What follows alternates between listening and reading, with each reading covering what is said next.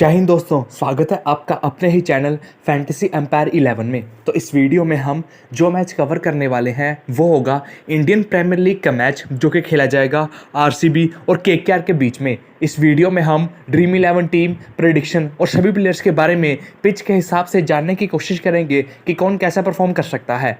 बहुत ही ज़रा बड़ा मैच रहने वाला है क्योंकि विराट कोहली वर्सेस गौतम गंभीर ये मैच रहने वाला है। लास्ट सीजन आपको पता ही है आरसीबी और एलएसजी के बीच में क्या लफड़ा हुआ था, बहुत ही ज़्यादा कंट्रोवर्सी हुई थी और अब गंभीर जो है वो केकेआर में आ चुके हैं। विराट कोहली वर्सेस गंभीर रहने वाला है और ये जो मैच है चिन्नास्वामी में खेले जाने वाला है। बेंगलोर का होम स्पॉट बहुत ही ज़रा बड़ा रहता है, देखने के लिए बहुत ज़रा बढ़िया मैच रहने वाला है। दोनों ही टॉप क्वालिटी टीम्स है, दोनों के पास टॉप क्वालिटी प्लेयर्स हैं और राइवलरी भी बड़ी रहने वाली है क्योंकि विराट कोहली और गौतम गंभीर के बीच में मैच रहने वाला है। गंभीर तो ऑब्वियसली जो है हेड कोच है टीम के, खेलने तो नहीं वाले हैं लेकिन इंपैक्ट बहुत ज़्यादा रहता है। तो देखते हैं कैसा रहने वाला है। सब कुछ A to Z हम इस वीडियो में डिस्कस करेंगे। क्या ही दोनों टीम्स का प्लेइंग इलेवन रह सकता है, कौन से प्लेयर्स आपकी टीम के लिए प्रॉपर डिफरेंशियल ऑप्शन रहने वाले हैं, कौन से बड़े प्लेयर्स को आप अपनी टीम से इजीली ड्रॉप कर सकते हो, सभी कुछ हम A to Z डिस्कस करने वाले हैं। और जो प्लेयर्स परफॉर्म नहीं किए हैं इस मैच में क्यों परफॉर्म कर सकते हैं, पिच रिपोर्ट के बारे में सब कुछ A to Z हम डिस्कस करने वाले हैं। तो सबसे पहले हम बात करते हैं पिच के बारे में। जैसे कि हमने पहले भी कहा था ये मैच जो है बेंगलुरु में खेले जाने वाला है, मतलब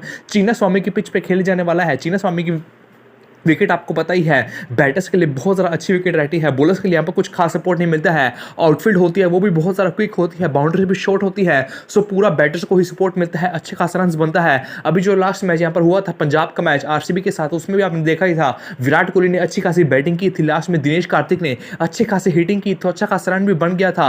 178 के करीब आरसीबी ने स्कोर कर दिया था और एक ओवर पड़ा भी था तो आरसीबी इजीली अच्छे खास रन बना सकती थी। तो ये मैच जो है वो बैटिंग के लिए अच्छा विकेट रहता है। ये जो पिच है मतलब बैटिंग के लिए अच्छी खासी विकेट रहती है, बॉलर्स को यहाँ पर कुछ खास ज़्यादा सपोर्ट मिलता नहीं है और एक्स्ट्रा एडवांटेज ये है बैटर्स का कि शॉर्ट बाउंड्रीज रहती है, तो क्या पता मिस हिट भी कभी कभी छक्का चला जाता है और यहाँ पर बाउंड्रीज में आउटफील्ड भी क्विक रहती है जिस कारण बाउंड्रीज और ज़्यादा तेज जाती है। तो ये मैच जो है वो प्रॉपर एंटरटेनिंग मैच देखने को मिलने वाला है, अच्छे खासे रन यहाँ पर बनने वाले हैं। अब सबसे ज़रूरी बात, आपको हमारा फाइनल डे जो भी फाइनल अपडेट्स रहेगा साथ टेलीग्राम चैनल पर ही मिलेगा। पिच रिपोर्ट, ग्राउंड डिमेंशन, दोनों ही टीम्स का प्लेइंग 11, एक्स्ट्रा ऑडियोस, आपको सब कुछ A to Z और टेलीग्राम पर मिलने वाला है। डिस्क्रिप्शन में आपको सारे लिंक्स मिल जाएंगे, टेलीग्राम को ज़रूर से ज़रूर ज्वाइन कर लीजिएगा और आपको यूट्यूब को भी सब्सक्राइब कर देना है। क्रिकेट के साथ साथ फुटबॉल के भी सभी मैचेस की वीडियोस इन डिटेल यहाँ पर कवर करते हैं। वीडियोस की हेल्प से आप खुद बैटर से बैटर टीम कर पाएंगे, आपको सभी प्लेयर्स के बारे में A to Z इन्फॉर्मेशन दी जाती है। तो आपको चैनल को भी जरूर सब्सक्राइब करना है। क्रिकेट के साथ साथ फुटबॉल का भी मैचेस कवर करते हैं। अब हम बात करते हैं इस मैच के बारे में। तो आरसीबी का प्लेइंग 11 कुछ इस तरह का रहने वाला है। अगर आप देखोगे ओपनिंग जो है वो मोस्ट प्रोबेबली फाफ और विराट कोहली करने वाले हैं, वन डाउन पर पटिटर रहने वाले हैं, मिडिल ऑर्डर इनका मैक्सवेल ग्रीन और अनुज रावत सामने वाले हैं। इनके लोअर मिडिल ऑर्डर में लोमरर और दिनेश कार्तिक आने वाले हैं। लोमरर लास्ट प्लेयर मैच में एज ए इंपैक्ट प्लेयर आई, तो उसके बाद इनके जो बॉलर्स हैं वो अजारी जोसेफ है, मोहम्मद सिराज और एम डागर हैं। अब इनके बारे में थोड़ा शॉर्ट एनालिसिस करते हैं हम। पूरी लॉन्ग एनालिसिस जो है हर एक प्लेयर के बारे में आपको अच्छी तरह से, जब हम अपनी ड्रीम 11 टीम करेंगे तब आपको अच्छी तरह से बताने वाला हूं। अभी के लिए मैं थोड़ा शॉर्ट में बताने वाला हूं। अब सबसे पहले इनके ओपनर्स के बारे में बात की जाए, दोनों के बारे में बताने की ज़्यादा जरूरत तो नहीं है, कमाल के प्लेयर है। विराट कोहली का परफॉर्मेंस अभी तक इंप्रेसिव रहा है। फर्स्ट मैच में डिसेंट परफॉर्मेंस पुटअप किया था, अभी लास्ट मैच में पंजाब के खिलाफ अच्छा खासा परफॉर्मेंस पुटअप किया था। फाफ डू प्लेसी के बारे में बात की जाए, थोड़े अटैकिंग इंटेंट के साथ खेलते हैं। फर्स्ट मैच में भले ही 35 रन ही बनाया था लेकिन वो अटैकिंग इंटेंट के साथ बनाया था, बाउंड्रीज का अच्छा खासा पॉइंट दिया था, स्ट्राइक का अच्छा खासा पॉइंट दिया था। फैंटेसी में आपको अच्छा खासा पॉइंट दे ही दिया था, तो आपकी टीम के लिए अच्छे ऑप्शन रहने वाले हैं। अब वन डन पटिडर परफॉर्मेंस इनका बहुत ज़्यादा गंदा रहा है, फॉर्म भी बहुत ज़्यादा गंदा रहा है, चाहे आरसीबी के लिए हो चाहे अभी लास्ट इंडिया के लिए हो, फॉर्म बहुत ज़्यादा गंदा चल रहा है लेकिन प्लेयर उतने ही ज़्यादा बड़े हैं, कभी भी अच्छा खासा परफॉर्मेंस करके आपको दे सकते हैं। और इस मैच में क्यों एज ए डिफरेंशियल प्लेयर रहने वाले हैं, सभी कुछ आपको जब अपनी ड्रीम 11 टीम क्रिएट करेंगे तब बताने वाला हूँ। अब मैक्सवेल के बारे में बात की जाए, सिंगल डिजिट में स्कोर रहा है, बैटिंग से बिल्कुल ही फ्लॉप हुए हैं, लास्ट मैच में विकेट लिया था लेकिन इस मैच में अच्छा खासा परफॉर्मेंस दे सकते हैं। चिन्नास्वामी का विकेट है, जरूर परफॉर्मेंस कर सकते हैं। ग्रीन के बारे में बात की जाए, इनका भी सिंगल डिजिट में स्कोर रहा है, इनका जो कैलिबर है वो बहुत ज़्यादा हाई है, इनका रेपुटेशन भी बहुत ज़्यादा बड़ा हाई है। अभी इन्होंने टेस्ट मैचेस में 200 का भी स्कोर भी किया था, कुछ बहुत ज़्यादा बढ़िया प्लेयर है, बैटिंग से भी अच्छे फॉर्म में चल रहे थे लेकिन अभी तक सिंगल डिजिट में स्कोर रहा है, लेकिन ओवर्स भी कर रहे हैं, आपकी टीम के लिए अच्छे ऑप्शन आने वाले हैं, बिल्कुल भी ड्रॉप करना नहीं है। अनुज रावत फर्स्ट मैच में आरसीबी की नहीं है, इन्होंने ही पार लगाई थी, अच्छे प्लेयर है, विकेट कीपिंग भी यही कर रहे हैं। जो दिनेश कार्तिक है वो इंपैक्ट प्लेयर सब्स्टिट्यूट कर दिए जा रहे हैं, विकेट कीपिंग जो है दिनेश कार्तिक नहीं करने वाले हैं, दिनेश कार्तिक सिर्फ बैटिंग करने वाले हैं, अनुज रावत ही विकेट कीपिंग और फील्डिंग करने वाले हैं। उसके बाद लोमरर आने वाले हैं, बैटिंग ऑर्डर बहुत सारे नीचे है, लेने का कुछ भी खास मतलब बनता नहीं है। अलजारी के बारे में बात की, 4 ओवर पूरे करने ही वाले हैं, शॉर्ट पिच बॉल्स का अच्छा खासा प्रयोग करते हैं। चिन्नस्वामी यही बॉल्स काम आने वाली है, डेथ ओवर्स में बॉलिंग करते हैं, प्रॉपर डिफरेंशियल ऑप्शन रहने वाले हैं। सिलेक्शन अभी बहुत ज़्यादा कम है, फर्स्ट 2 मैचें में परफॉर्मेंस भी कुछ खास इंप्रेसिव नहीं रहा है, लेकिन प्लेयर बहुत ही ज़्यादा बढ़िया है। अब डागर के बारे में बात की जाए, अच्छे स्पिनर तो है, लेकिन इस मैच में ज़रा इनको मौका मिलने नहीं वाला है, क्योंकि सबसे पहले लेफ्ट आर्म ऑर्थोडॉक्स बॉलर है, वो राइटिस को ज़रा बॉलिंग करते हैं। केकेआर के पास अच्छे खास लेफ्टिस है, तो इनको ओवर कभी भी कट सकते हैं, तो इनको लेने का कुछ खास मतलब बनता नहीं है। सिराज के बारे में बताने की ज़रा जरूरत नहीं है, 4 ओवर करने ही वाले हैं, डेथ में 2 ओवर करेंगे, स्टार्ट में 2 ओवर करेंगे, कमाल के प्लेयर है। चिन्नस्वामी के विकेट्स पे खेलने का भी अच्छा खासा एक्सपीरियंस है, आरसीबी के लिए बहुत लंबे टाइम से खेल भी रहे हैं, अच्छे प्लेयर हैं। अभी लैंडिंग लेंथ में बहुत ज़्यादा इंप्रूवमेंट हुआ है, मस्ट टैपिक रहने वाले हैं, आपको कंसीडर करना ही है, लेकिन बड़ा रिस्क लेना है तो ड्रॉप भी कर सकते हैं। लेकिन जिस हिसाब से सामने बैटिंग ऑर्डर है, उस हिसाब से आप अपनी टीम में ज़रूर एडजस्ट करने की कोशिश कीजिए, क्योंकि केकेआर जो है वो विकेट खो ही देती है। केकेआर थोड़ा अटैकिंग इंटेंट के साथ खेलती है, तो अपना विकेट फेंक ही देती है, तो आरसीबी का कोई भी बॉलर आपकी टीम के लिए अच्छा ऑप्शन रहने वाला है। सो हमने आरसीबी के सभी प्लेयर्स के बारे में इन शॉर्ट जो है वो इन शॉर्ट मतलब डिस्कस कर लिया है, आपको हल्का हल्का आइडिया लग गया होगा। बाकी हम अपनी ड्रीम 11 टीम क्रिएट करने में इन डिटेल में डिस्कस करने वाले हैं। अब हम केकेआर के बारे में अगर बात करें, तो इनके अपनी मोस्ट प्रोबेबली ओपनिंग जो है वो फिल शॉर्ट और सुनील नारायण करने वाले हैं, वन में वेंकटेश अय्यर रहने वाले हैं, उसके बाद मिडिल ऑर्डर में सुरेश अय्यर, नीतीश राणा और रमनदीप रहने वाले हैं, उसके बाद लोअर मिडिल ऑर्डर में रिंकू सिंह और रसल रहने वाले हैं। इनके जो बॉलर्स रहने वाले हैं, स्टार्क है, वरुण चक्रवर्ती, हर्षित राणा है। अब इनके बारे में थोड़े शॉर्ट में बात की जाए मतलब फील्ड शॉट अटैकिंग इंटेंट के साथ खेलते हैं, क्लासी प्लेयर भी हैं। हैदराबाद का परफॉर्मेंस बहुत ज़्यादा इंप्रेसिव रहा था, पूरे क्लासिक शॉट्स खेले थे, मार्को एंसन को 3 छक्के कमाल के लगाए थे, बढ़िया प्लेयर है। सुनील नारायण टोटली हिट और मिस टाइप वाले बैट्समैन है, हर बॉल को मारने के लिए कोशिश करेंगे, लेकिन 4 ओवर बॉलिंग भी करते हैं, इसलिए ड्रॉप करने का तो सवाल पैदा ही नहीं होता है। वन टर्न में Venkatesh Iyer technically sound batsman है, लेकिन अब ज़्यादा हिटिंग कर रहे हैं, जिसके कारण आउट हो रहे हैं, तो आपकी टीम के लिए ज़रा बड़ी ऑप्शन रहने नहीं वाले हैं। अगर ज़रा हिटिंग ना करते तो मस्ट टैपिक रहते, क्योंकि टेक्निकली साउंड प्लेयर है और चिन्नस्वामी विकेट पर परफॉर्म कर ही सकते हैं, लेकिन हर बॉल को मारने के लिए जा रहे हैं, जिसके कारण अपना विकेट फेंक रहे हैं, तो आपकी टीम के लिए 50-50 ऑप्शन ही रहते हैं। अय्यर पहले मैच में डक हुए थे, लेकिन फिर भी मस्ट टैपिक रहने वाले हैं। इनका जो सिर्फ एक रिस्क है वो शॉर्ट पिच बॉल्स है, अब तो 1 ओवर में 2 बॉल्स प्रयोग कर सकते हैं। सिराज है सामने, अलजारी जोसेफ है, वो शॉर्ट पिच बॉल्स जरूर प्रयोग करने वाले हैं। इवन कैमरन ग्रीन भी अच्छी खासी बाउंसर्स फेंकते हैं, सो दोनों सारे भी बॉलर्स इनको तंग करने वाले हैं, लेकिन फिर भी ड्रॉप करिएगा मत, प्लेयर बहुत ही ज़्यादा बढ़िया है, ग्रैलिंग में ही ड्रॉप कर सकते हो। अब राणा, इन्होंने अपना स्टैंडर्ड बहुत सारा हाई सेट किया था इस आईपीएल के लिए। इन्होंने पहले कहा था कि मैं इस सीजन कम से कम 600 रन तो बनाने ही वाला हूं, लेकिन फॉर्म पहले मैच में बहुत सारा गंदा था। मुझे लगा था कि ये प्रॉपर तैयारी करके आएंगे, बैटिंग ऑर्डर पे इंप्रूव करके आएंगे, लेकिन इनका पहले मैच में कैच भी छोड़ा गया, उसके बिना भी कुछ खास परफॉर्मेंस नहीं दिया। तो देखते हैं कैसा खेलते हैं और अपने टारगेट को अचीव कर पाते हैं या नहीं। उसके बाद रमनदीप सिंह है, कुछ खास मौका मिलता नहीं है, ड्रॉप कर सकते हो। रिंकू सिंह, बैटिंग ऑर्डर बहुत ज़्यादा नीचे चला गया है, फिनिशर कमाल के है, लेकिन अब बैटिंग ऑर्डर बहुत ज़्यादा नीचे चला गया है, तो लेने में रिस्क रहेगा। अब बात करते हैं रसल के बारे में। आरसीबी के खिलाफ आपको पता ही है कैसा परफॉर्म करते हैं, कमाल के प्लेयर हैं, अंधाधुन हिटिंग के लिए जाते हैं, अंदर अच्छी खासी बॉलिंग करते हैं, तो आपकी टीम के लिए मस्ट टैपिक रहने वाले हैं, बिल्कुल भी ड्रॉप करना नहीं है। अब स्टार्क बहुत ज़्यादा बड़ी प्राइस पे लिया गया है, आईपीएल की हाईएस्ट एवर प्राइस में लिया गया है, लेकिन फर्स्ट मैच में उतना ही ज़्यादा गंदा पिटाई किया था। अब देखते हैं इस मैच में कैसे परफॉर्म करते हैं। चिन्नस्वामी बॉलर्स को कुछ खास सपोर्ट मिलता नहीं है और सामने की टीम के पास अच्छे खासे बैटर्स हैं, आरसीबी के पास अच्छे खासे बैटर्स हैं, तो क्या पता इस मैच में भी गंदी तरह से पिटाई हो जाए, तो देखते हैं कैसा है। लेकिन अभी के लिए बैटिंग बैकअप भी देते हैं, अच्छे खासे 4 ओवर करने ही वाले हैं, डेथ में बॉलिंग करेंगे तो प्रॉपर डिफरेंशियल ऑप्शन रहने वाले हैं, सिलेक्शन का कम रहने वाले हैं, लेकिन जिस हिसाब से इनका नाम है तो मोस्ट प्रोबेबली को अपनी टीम में लोग पिक करने ही वाले हैं। उसके बाद नीचे बॉलर्स के बारे में बात की, चक्रवर्ती कमाल के प्लेयर हैं, लेकिन इस सीज़न परफॉर्म नहीं कर पाए हैं। ज़रा पहली मैच में भी कुछ खास अच्छा परफॉर्मेंस नहीं किया था, ज़रा कुटाई करवाई थी, लेकिन अब इनको जो सुरेश अय्यर है वो थोड़ी थोड़ी बॉलिंग डेथ में देने लगे हैं, तो आपकी टीम के लिए अच्छे खासे डिफरेंशियल ऑप्शन रहने वाले हैं, जरूर पिक कर सकते हो। हर्षित राणा, इनके बदौलत ही केकेआर अपना लास्ट मैच जीती थी, डेथ ओवर में कमाल की बॉलिंग की थी, लेकिन इस मैच में इनको ओवर कर सकते हैं अगर शर्मा अच्छी खासी बॉलिंग करते हैं, क्योंकि वह इम्पैक्ट पर आते हैं। लास्ट मैच में उन्होंने उतने कुछ खास अच्छी बॉलिंग नहीं की थी,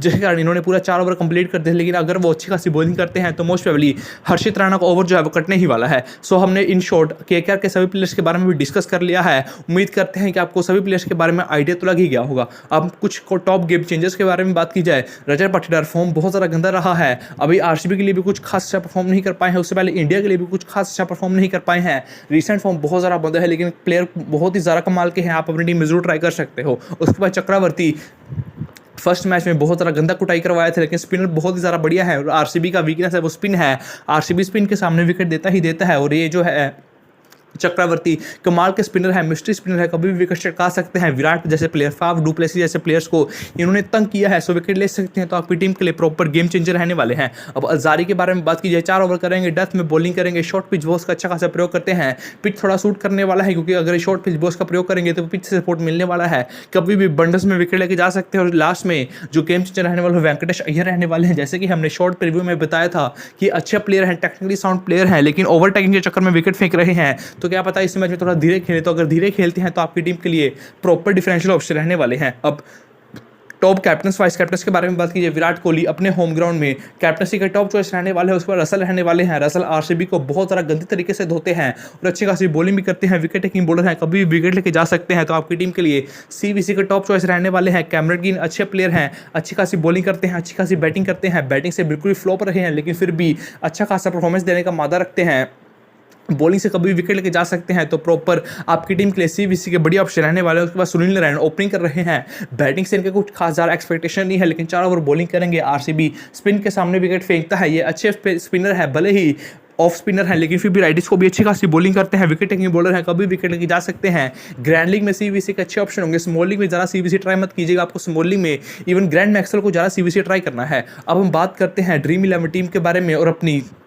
सभी प्लेयर्स के बारे में इन डिटेल जानने की। अभी तक हमने सभी प्लेयर्स के बारे में शॉर्ट में जान लिया है और आपको सभी प्लेयर्स के बारे में आइडिया लग गया है। अब अपनी ड्रीम 11 टीम क्रिएट करेंगे और सभी प्लेयर्स के बारे में इन डिटेल जानने वाले हैं कि हमें क्यों कोई अपने मतलब कौन से प्लेयर को अपनी टीम में क्यों कंसीडर करना है।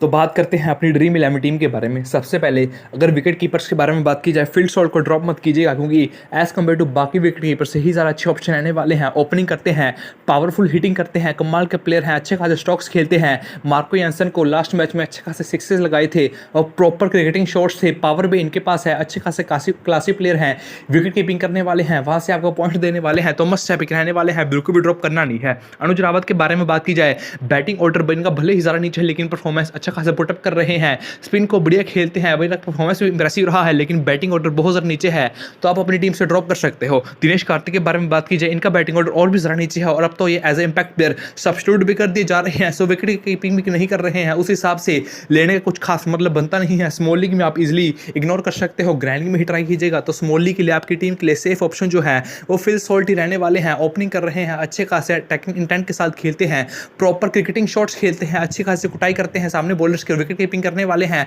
तो आपको वहां से भी पॉइंट देने ही वाले हैं। तो यही मस्ट पिक रहने वाले हैं। स्मॉल लीग में इनको ट्राई करना है, अगर आपको बड़े बड़े रिस्क लेने हैं तो इनको ड्रॉप कीजिएगा। और अनुज रावत, दिनेश कार्तिक में किसी को कंसीडर कीजिएगा, वो सिर्फ ग्रैंड लीग में ही करना है, स्मॉल लीग में वो लेने का कुछ खास मतलब बनता नहीं है। अब सॉल्ट अच्छा खेल रहे हैं तो गुरबाज को चांस सारा मिलने नहीं वाला है, कॉर्नरशिप को भी मिलने नहीं वाला है, तो आपको विकेट कीपिंग सेक्शन से फिल सॉल्ट को ही अपनी टीम में कंसीडर करना है। बैटर्स के बारे में बात की जाए, विराट कोहली ड्रॉप करना नहीं है। लास्ट मैच क्या कमाल का परफॉर्मेंस रहा था, भले ही इनका कैच ड्रॉप हुआ था 0 पे, लेकिन फिर भी उसके बाद अच्छी खासी अटैकिंग इंटेंट के साथ पारी खेली थी, सिंगल डबल्स कमाल के लेते हैं, बाउंड्री हिटिंग रेंज जो है वो कमाल की है, प्रॉपर क्रिकेटिंग शॉट्स खेलते हैं, अच्छे प्लेयर हैं, टेक्निकली साउंड प्लेयर हैं, स्पिन को पेस को सभी को बढ़िया खेलते हैं, अपने होम में टॉप कैप्टनसी चॉइस भी रहने वाले हैं, बिल्कुल भी ड्रॉप करना नहीं है, मस्ट पिक रहने वाले हैं। अब फाफ के बारे में बात की जाए, अगर आप देखोगे इन कैलिबर के हिसाब से फर्स्ट 2 मैचेस में कुछ खास अच्छा परफॉर्मेंस नहीं दिया है। पंजाब के खिलाफ तो बिल्कुल ही फ्लॉप चले गए थे, फर्स्ट मैच में 35 का स्कोर किया था, 35 का स्कोर अच्छा था, लेकिन इनके परफॉर्मेंस के हिसाब से कुछ खास सारा इंप्रेसिव नहीं था। लेकिन अगर आप उनका 35 का नॉक देखोगे तो वो अच्छे खासे स्ट्राइकर के साथ खेले थे, तो अगर अच्छे खासे स्ट्राइकर के साथ खेले थे तो आपको 35 रन के पॉइंट मिल गए, बाउंड्रीज के रन मिल गए, स्ट्राइक रेट के पॉइंट मिल गए, तो उस हिसाब से अगर आप फैंटेसी पॉइंट ऑफ व्यू से देखोगे तो उस 35 में भी इन्होंने अच्छे खासे फैंटेसी पॉइंट दे दिए थे, तो आपकी टीम के लिए मस्ट हैवी के रहने वाले हैं। अगर अटैकिंग इंटेंट के साथ भी खेलते हैं तो स्ट्राइक रेट के बाउंड्री से आपको इजीली अच्छे खासे पॉइंट देके जा सकते हैं, तो इनको भी ड्रॉप करने का कुछ खास मतलब बनता नहीं है, मस्ट पिक रहने वाले हैं। अब रिंकू के बारे में बात की जाए, प्लेयर हम सभी को पता है कैसे हैं, अच्छी खासी फिनिशिंग करते हैं, बाउंड्री हिटिंग एबिलिटी कमाल का है, अच्छे खासे फील्डर भी है, लेकिन बैटिंग ऑर्डर इनका बहुत ही ज़्यादा नीचे है, तो क्या पता कितना ज़्यादा बैटिंग आए कितना ज़्यादा बैटिंग ना आए, थोड़ा रिस्की ऑप्शन रहने वाले हैं। अभी के लिए मैं इनको कंसीडर नहीं करने वाला हूँ, क्योंकि स्मॉल लीग में इनको लेना बहुत ज़्यादा बड़ा रिस्क हो जाएगा। सिलेक्शन भले ही बहुत ज़्यादा हाई है, लेकिन इनका बैटिंग ऑर्डर बहुत ही ज़्यादा नीचे है, उस हिसाब से मैं इनको अपनी टीम में कंसीडर नहीं करने वाला हूँ। प्लेयर हम सभी को पता है कैसे हैं, बहुत ज़्यादा बढ़िया प्लेयर है, अगर इनका बैटिंग आ गया तो अच्छा खासा परफॉर्म भी करने वाले हैं, लेकिन वही ज़्यादा डाउट है कि क्या पता कितना ज़्यादा बैटिंग आए, कितना ज़्यादा बैटिंग ना आए, तो उस हिसाब से मैं इनको ज़्यादा कंसीडर नहीं करने वाला हूँ। अब सुरेश अय्यर के बारे में बात की जाए, इनको ड्रॉप करना नहीं है। स्पिन के पेस के सभी के बढ़िया प्लेयर हैं, मस्ट हैव पिक रहने वाले हैं, बिल्कुल भी ड्रॉप मत कीजिएगा। भले ही फर्स्ट मैच में डक पे आउट हो गए थे, लेकिन फिर भी मस्ट हैव पिक रहने वाले हैं। इनका सिर्फ एक ही वीकनेस है जो कि शॉर्ट पिच बॉल्स हैं, बाउंसर्स है। आप तो एक ओवर में 2 आप बाउंसर्स फेंक सकते हो, तो सामने के जो बॉलर्स है अल्जारी जोसेफ जैसे, कैमरन ग्रीन जैसे, मोहम्मद सिराज जैसे, वो इनके सामने बाउंसर्स फेंकने ही वाले हैं, तो इनको स्ट्रगल होने ही वाला है। लेकिन फिर भी स्मॉलिंग में सेफ ऑप्शन ही रहने वाले हैं, थोड़ा कैचिंग पोजीशन में रहते हैं और आपको बैटिंग से अच्छे खासे पॉइंट देके जा सकते हैं। रिस्क लेना है, ग्रैलिंग में ही रिस्क लीजिएगा, स्मॉल लीग में रिस्क लेने का कुछ खास मतलब बनता नहीं है। सो अय्यर भी आपकी टीम के लिए मस्ट हैव पिक रहने वाले हैं। अब वेंकटेश अय्यर के बारे में बात की जाए, गेम चेंजर ऑप्शन रहने वाले हैं।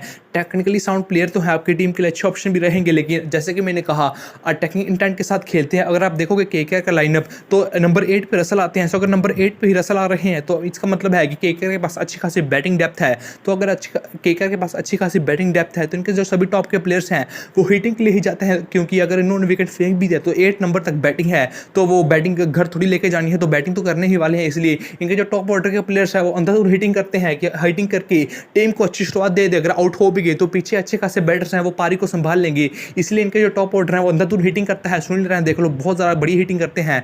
फील्ड शॉट देख लो, हिटिंग करते हैं। वेंकटेश अय्यर हिटिंग करते हैं। इसलिए इनके सभी प्लेयर्स हिटिंग करते हैं कि इनका बैटिंग ऑर्डर बहुत ज़्यादा डेप्थ है, मतलब नीचे तक है। इसलिए सभी का अच्छा खासा बैटिंग आ जाए, उस हिसाब से आपकी टीम के लिए वेंकटेश अय्यर अच्छा ऑप्शन नहीं रहने वाले हैं, क्योंकि हिटिंग के लिए ज़्यादा नहीं जाने जाते हैं। टेक्निकल प्लेयर ज़्यादा है, लेकिन हिटिंग के चक्कर में अपने विकेट फेंक दे रहे हैं। नीतीश राणा के बारे में बात की जाए, अच्छे प्लेयर हैं, लेकिन इन्होंने अपना जिस हिसाब से स्टैंडर्ड अपना सेट किया था इस आईपीएल के लिए कि मैं 600 रन तो बना के ही रहूँगा इस पूरे आईपीएल के सीज़न में, उस हिसाब के इनका परफॉर्मेंस स्टार्टिंग मतलब जो फर्स्ट मैच बहुत ज़्यादा गंदा रहा है। इनका कैच भी ड्रॉप होता है, लेकिन उसके बाद भी आउट हो गए थे, कुछ खास अच्छा परफॉर्म नहीं कर पाए थे। सभी के लिए ड्रॉप कर सकते हो। बैटिंग ऑर्डर भी 3 डाउन है, तो ज़रा मौका भी नहीं मिलने वाला है। डेथ में मोस्ट प्रोबेबली आने वाले हैं, वहाँ पर हिटिंग की ज़्यादा ज़रूरत चाहिए होगी, तो हिटिंग के चक्कर में विकेट फेंक सकते हैं, तो आप अपनी टीम से ड्रॉप कर सकते हो। सिलेक्शन परसेंटेज बहुत ज़्यादा कम है। स्मॉलिंग में ज़्यादा रिस्क लेने का मतलब भी कुछ खास बनता नहीं है। जो प्लेयर पर रिस्क लेना है वो आपको आगे तक बता दूंगा, लेकिन ऐसे बैट्समैन पर आपको रिस्क लेने का ज़्यादा मतलब बनता नहीं है, सिर्फ ग्रैलिंग में ही ट्राई कीजिएगा। अब रजत पाटीदार के बारे में बात की जाए, इन पर स्मॉलिंग में रिस्क ले सकते हैं। 1 रन बैटिंग करने वाले हैं, स्पिन के पेस के सभी को बढ़िया खेलते हैं। अगर आप केकेआर की स्ट्रेंथ देखोगे वो स्पिन है, क्योंकि केकेआर के जो 3 मेन स्पिनर है, सुरेश शर्मा, वरुण चक्रवर्ती, सुनील नारायण, अच्छी खासी विकेट लेते हैं। केकेआर की स्ट्रेंथ ही स्पिन है, और आरसीबी के जो प्लेयर हैं स्पिन के सबसे बढ़िया, और रजत पाटीदार हैं स्पिन को सबसे बढ़िया खेलते हैं। तो ये आपकी टीम के लिए डिफरेंशियल ऑप्शन आने वाले हैं, स्पिन को काउंटर कर सकते हैं और अच्छे खासे रन बना के दे सकते हैं। इनका सिर्फ एक ही कंसर्न है कि फॉर्म बहुत ज़्यादा गंदा चल रहा है, इजीली आउट हो रहे हैं, तो उस हिसाब से स्मॉल लीग के लिए डिफरेंशियल ऑप्शन रहने वाले हैं। आपको स्मॉल लीग में एज ए डिफरेंशियल ट्राई करना है, ग्रैलिंग में एज ए डिफरेंशियल भी जरूर ट्राई करना है स्मॉल लीग में, लेकिन अच्छे खासे डिफरेंशियल रहने वाले हैं। आपके ओपोनेंट्स को पिक नहीं करने वाले हैं, लेकिन अगर आरसीबी को केकेआर का जो स्पिन डिपार्टमेंट है उसको काउंटर करना है, तो रजत पाटीदार का जो रोल है वो बहुत ज़्यादा इंपॉर्टेंट रहने वाला है। तो आपकी टीम के लिए पाटीदार प्रॉपर डिफरेंशियल ऑप्शन रहने वाले हैं, जरूर कंसीडर करना है। अभी के लिए मैं इनको स्मॉली में कंसीडर नहीं करने वाला हूँ, अपनी टीम में नहीं लेने वाला हूँ, लेकिन आप जरूर ले सकते हो। थोड़ा रिस्की मूव है, लेकिन रिस्क वर्क कर सकता है, क्योंकि इनका एबिलिटी जो है वो स्पिन खेलने का इंप्रेसिव है। इस मैच में स्पिन को काउंटर करने के लिए जरूर यूज़ किए जा सकते हैं। अब नीचे Lomror as a impact player आए थे, बैटिंग ऑर्डर बहुत सारा नीचे है, कुछ खास मतलब बनता नहीं है, लेने का इजीली ड्रॉप कर सकते हो। अब नीचे और कोई भी प्लेयर खेलने नहीं वाला है, पांडे खेलते हैं, उनका बैटिंग ऑर्डर भी बहुत ज़्यादा नीचे रहने वाला है। अगर वो खेलते हैं तो रमनदीप की जगह पर ही खेलेंगे, रमनदीप का बैटिंग ऑर्डर बहुत ज़्यादा नीचे है, उस हिसाब से इनको भी अपनी टीम से ड्रॉप कर सकते हो।